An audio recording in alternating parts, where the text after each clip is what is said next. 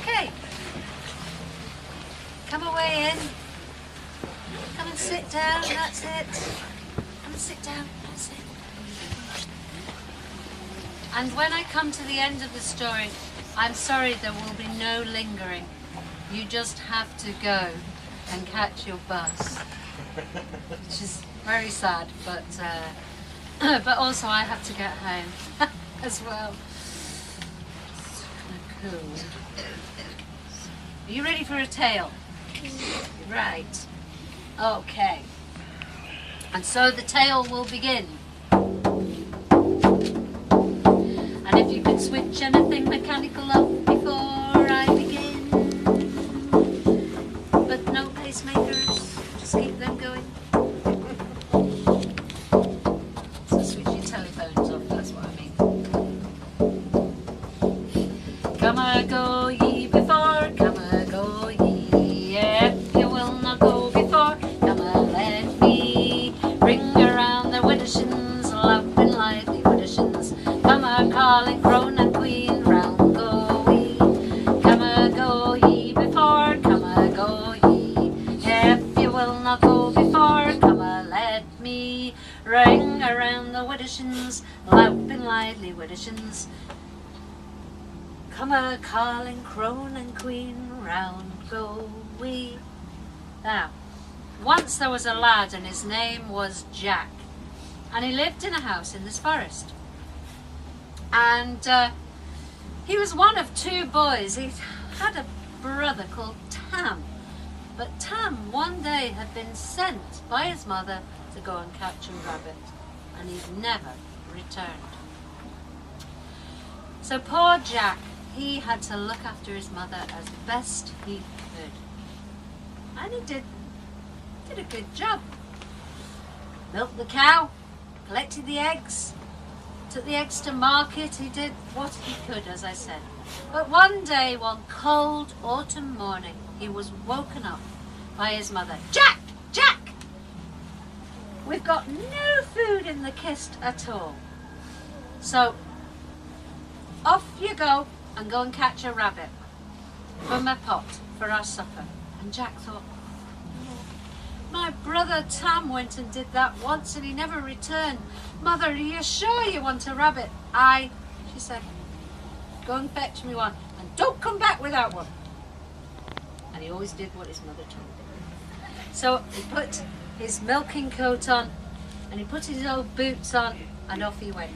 And he knew just the place to catch the rabbits. And he went out of this forest and he was just walking into another forest when he heard a voice and it said, Jack, Jack, if you're going into this forest, watch out for the seven-headed giant. And he looked up and there was a wee bird sitting in the tree. And he said, seven-headed giant? He said, I'm not looking for a seven-headed giant, I'm actually looking for a rabbit from Mother's pot for our supper. And so the bird let him on. And he carried on walking until he came to a clearing in the forest. There was long grass there, it was waving in the wind. And Jack looked and he saw something moving. It was a snake. The snake stopped and it looked up at him and said, Jack, Jack, if you're going deeper into this forest, watch out for a seven-headed giant. I'm not actually looking for a seven-headed giant, said Jack. I'm looking for a rabbit from Mother's pot for a supper. And he carried on walking. And he walked and he walked and he walked until he came to the edge of the forest. Now he knew beyond the edge of this forest there were some hills, some heathery hills. And in those heathery hills there were rabbit holes. Right. So he carried on walking. And he just got through most of the trees when he heard a crack, crack, crack. Jack, if you're going out on those heather... He said, looked up at the crow. He said, I know exactly what you're going to tell me. He said, you're going to tell me to watch out for a seven-headed giant, aren't you? Crack, yes. And the crow said, you have been told twice to watch out for a seven-headed giant, and you've not listened at all. But this time, I want you to listen. Watch out for a seven-headed giant. Well, Jack looked, he said, okay. He said, what if I do happen to see a seven-headed giant? What can I do? And the crow pulled out from under its wing the most beautiful sword. And he handed it down to Jack, who took it. Wow, this is amazing. So, if I meet a seven-headed giant, what do I do? And the crow flew off going, you'll know. Well, Jack put it in his belt and he carried on walking, and he got to a huge rabbit hole. And he put the only thing in his pocket he had to catch it, which was an old bendy carrot. Down it went. And he stood back behind some trees and he waited. And he waited. And he waited. And he waited. And he waited. And he got tired and he waited, and no rabbits, and I'm going to have to go home without a rabbit, and my mother's not going to be happy. When, all of a sudden, he felt the earth beginning to shake, and he thought, great, that's one big rabbit, great, I'll get ready to pounce on it. And he stood up like this, and he was just stretching like this, and ready to pounce on that big fat rabbit, when he saw her coming over the hill. A huge black horse. Smoke and fire coming out of its nostrils. And on top of it, a seven-headed giant. Ah! Jack. And he was like a frozen rabbit in the headlights. He couldn't move. Oh, what am I going to do now? Take hold of my wings, said a voice from up here. He looked up. It was the crow. And he took hold of the crow's wing and up he flew. What do I do now? Take hold of the sword. What do I do now? I'll chop off the giant's heads. Oh no! Jack closed his eyes and then he opened them again just to check where all those heads were. Eye to eye to eye to eye to eye to eye. Ooh!